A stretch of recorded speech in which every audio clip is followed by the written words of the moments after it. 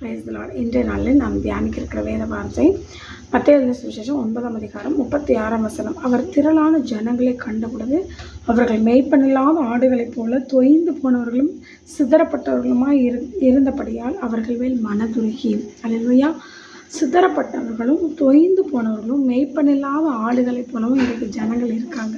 நம்மளை சுற்றி இருக்கிற ஜனங்களை பாருங்கள், அவங்களுக்கு நல்ல நடத்திப்பு இருக்காது, நல்ல ஆறுதல் இருக்காது, நல்ல சமாதானம் இருக்காது, நல்ல சுகம் இருக்காது.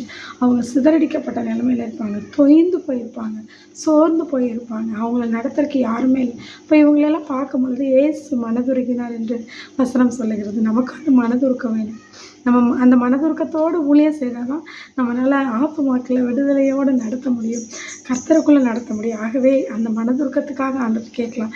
ஏசு கிட்ட இருந்து அந்த மனதுருக்கம் நமக்குள்ளே வரும்பொழுது இந்த கம்பேஷன் ஸ்பிரிட், பரிசுத்த ஆவியானவர் அந்த அந்த தேற்றரவாளனாக நமக்குள்ளே இருந்து மற்றவர்களை தேற்றுவதற்கும் மற்றவர்களை ஆறுதல் படுத்துவதற்கும் அவர்களை நித்திய ஜீவனுக்கு நேராக நடத்துவதற்கும் தேவன் நமக்கு பலத்தை கட்டளையிடும்படியாக பரிசுத்த ஆவியானவருடைய கிருபையை நம்ம நாடுவோம்.